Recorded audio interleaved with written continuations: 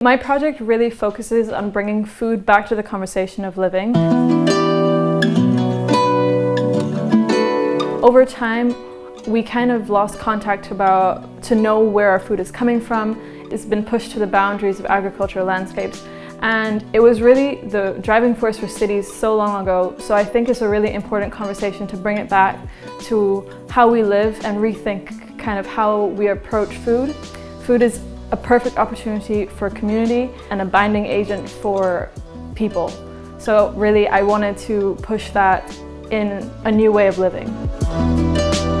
Amsterdam has been a really enriching experience because we really got to go out and see these new innovative projects. The Netherlands is doing a lot in sustainability and circular living and just like pushing to do these new projects that we hear a lot about, we read a lot about, but we never really see them. So I think that being here and actually being able to walk around and talk to the people who live with this as a reality was really quite important for us.